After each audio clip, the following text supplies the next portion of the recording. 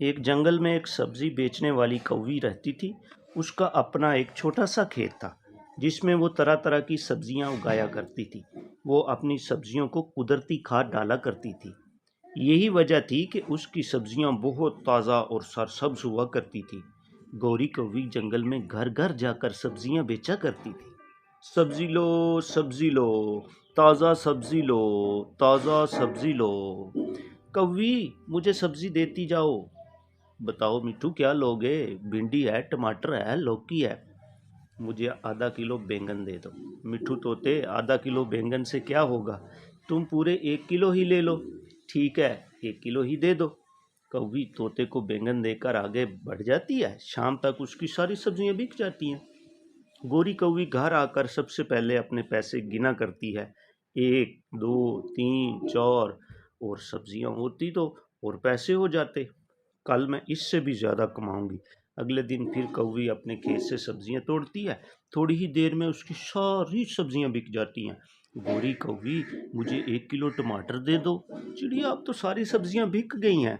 मैं कल तुम्हें ज़रूर सब्जी देकर जाऊंगी। गोरी फिर घर जाकर अपने पैसे गिनती है और सर पकड़कर बैठ जाती है। ऐसा क्या करूं कि मेरी सब्जियां रातों रात तैयार हो जाएं। फिर अगली सुबह गोरी कौवी अपने बाप के पास जाती है। अब्बू जी, गाहक खाली हाथ जाते हैं, सब्जियां दोपहर को ही खत्म हो जाती हैं। कोई ऐसा तरीका बताओ कि सब्जियां जल्द से जल्द तैयार हो जाएं। गोरी, अगर तुमने सब्जियां जल्द तैयार करनी है तो ये जहरीली खाद ले जाओ। इस खाद से तुम्हारी सब्जियां जल्द तैयार हो जाएंगी। अब्बू, आप कितने अच्छे हैं, हर बार मेरी मदद करते हैं। गोरी वो जहरीली खाद लेकर अपने खेत में जाती है और सारी सब्जियों को वो खाद लगा देती है। खाद का तो जादू जैसा असर था। दूसरे दिन जब वो खेत में गई तो उसकी सब्जियां साइज में बड़ी थी और एक की जगह 5-5 लगी हुई थी। पहले ही से मशवरा कर लेती तो अब तक मैं अपने सोने का हार ले चुकी होती। गोरी सब्जियां लेकर जंगल बेचने निकल जाती है। कबूतर, चिड़िया, तोता, बुलबुल सब परिंदे सब्जियां लेते हैं, लेकिन अभी तक सब्जियां खत्म नहीं हुई थी। आज गोरी घर जाकर इतना ज़्यादा मुनाफा देकर बहुत खुश होती है। पिताजी का तरीका काम कर गया।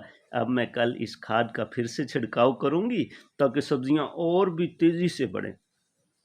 ऐसे गोरी कौवी जहरीली खाद डालती गई और सब्जियों की पैदावार बढ़ाती गई।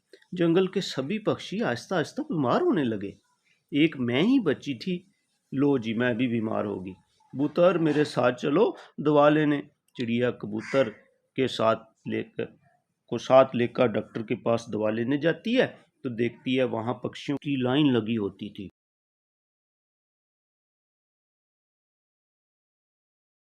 डॉक्टर जी, क्या बात है, आजकल सारे पक्षी क्यों बीमार हो रहे हैं? मैंने टेस्ट किया है, सारे पक्षियों में जहर के असरात हैं। मुझे शक है कि इनके खाने में कोई जहरीली चीज़ है।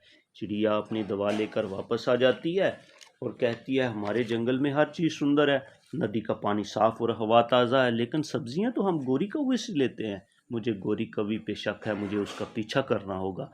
चिड़िया जब गोरी कौवी के खेत में जाती है तो देखती है कि गोरी कौवी अपनी सब्जियों में जहरीली खाद डाल रही थी। चिड़िया जंगल के बाकी पक्षियों को भी बुला लाती है और गोरी कौवी को सबके सामने पकड़ लेती है।